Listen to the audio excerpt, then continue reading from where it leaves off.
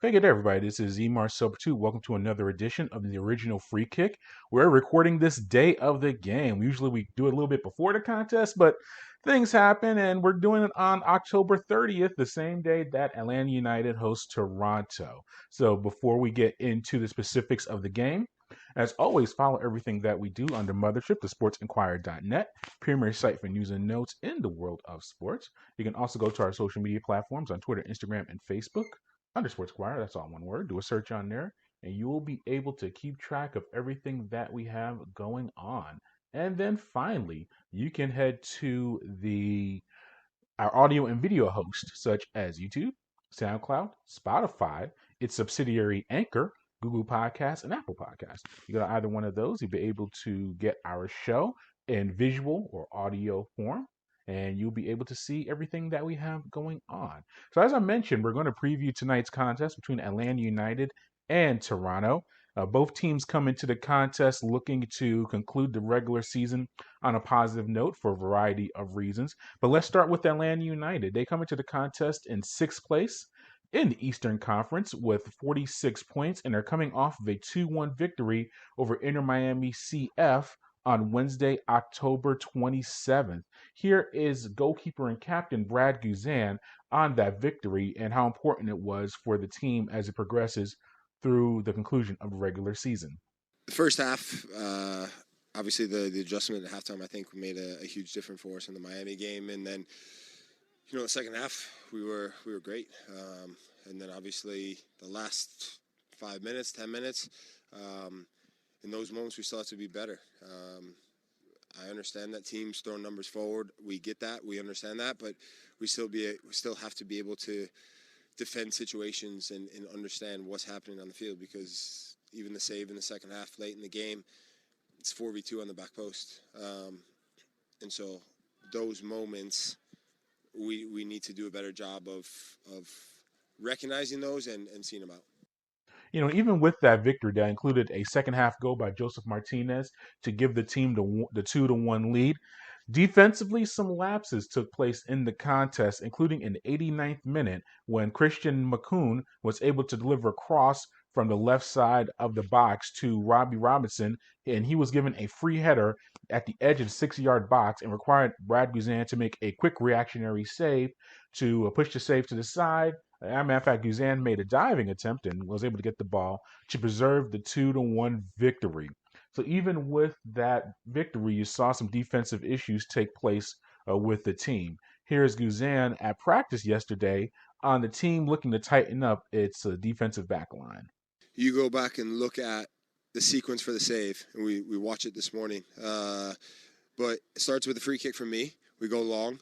We lose it, come out the other side. They come down. They get out of he's facing the sideline at midfield, back heels it through someone's legs, goes down. They get a cross off, ball goes back out, recirculated, and then back down again. But understanding that in that moment, maybe we don't need to have one of our center midfielders or one of our outside midfielders jump out and try and press a left center back or the left wing back who is 30 yards inside their own half. Maybe we just hold our shape and we stay compact and not give up the space and have spatial awareness to be able to deal with those situations. You go back to the free kick against New York City, and that happened. Now there's a gap between our midfielders and our back line, and understanding that that's a dangerous space, that once players from the opposition get in there with the ball, a lot of options open up for them, and they're not good options for us.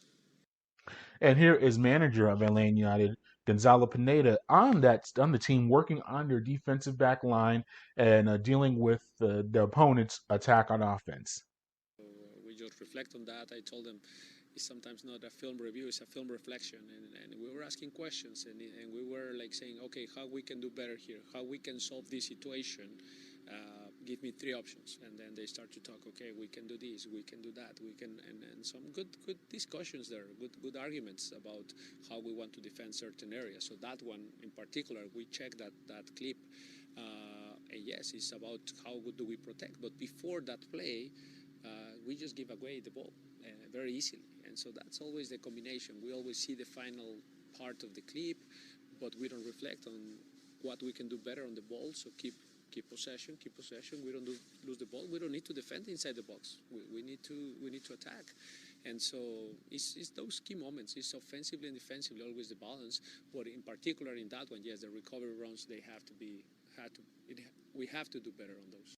But a big part of that has been Guzan. He's had a very strong season. He had his ninth clean sheet of the season the last time Atlanta played Toronto, and currently he is second in Major League Soccer in save percentage at 76.11%, slightly behind Colorado's William Yarborough at 76.56%.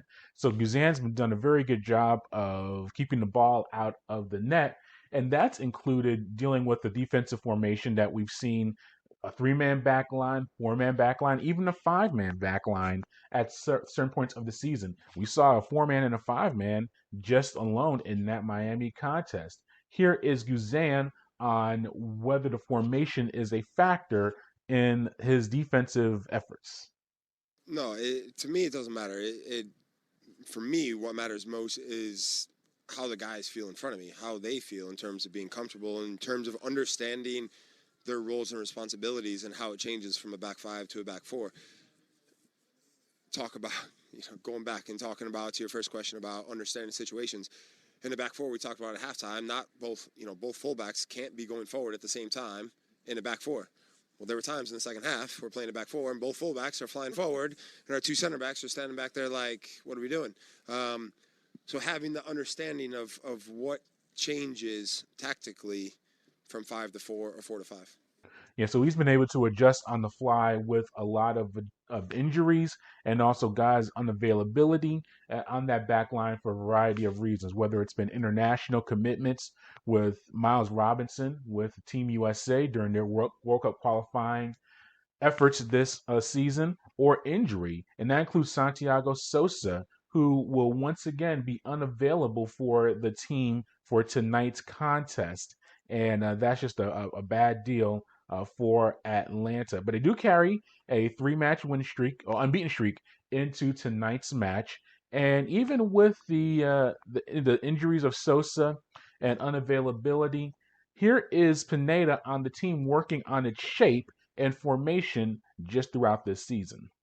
Broken in our shape, that's what I would say. At times we were trying to attack in the last part of the field, in the final third, but then we were unprotected for transition, and that was one of the main things. The other one is our back line, how high, how low. When they were trying to get in behind, they got a couple times. Even the penalty came out of that sequence of being maybe too high at times. We talk about our principles of timing, when to drop back, when to stay high. So we reflect on that today on the film. And a couple of individual actions, but overall I like the mentality of the team. We were always trying to attack, which is something that I praise the team for doing that. I really like when we are trying to be on the front foot. Home or away, we try to be on the front foot, always trying to dictate the tempo of the game. And yes, at times there might be teams that, like Inter Miami, did a great job in their game plan, and they might expose our areas in transition. Yes, but I prefer that rather than parking the bus, staying low, and then go for transition. I don't think we are that type of team, or I don't want us to be that type of team. Obviously, we have also good transition. That doesn't mean at times when we are defending, because the position is good in possession, we cannot have good transition moments.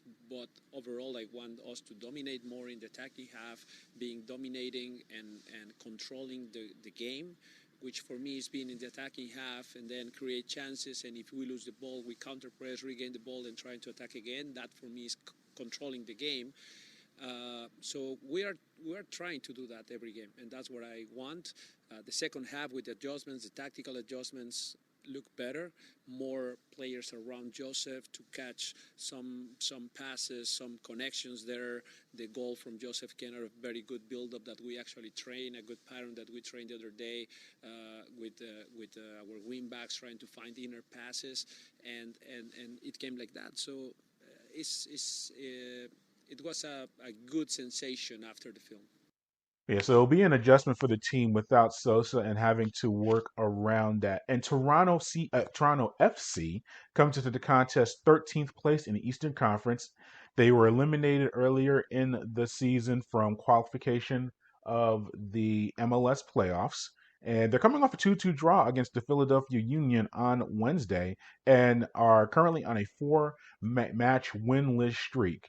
So Toronto, they're not doing well in MLS play. They do have a matchup against Pacific FC this upcoming Wednesday in the Canadian Championship semifinals. So maybe that's a factor in what their lineup will look like, maybe preserving some players for that competition for the Canadian Cup. So we'll see what happens there. As far as the match between Atlanta and Toronto, Atlanta holds a 3-4-3 lifetime record against Toronto.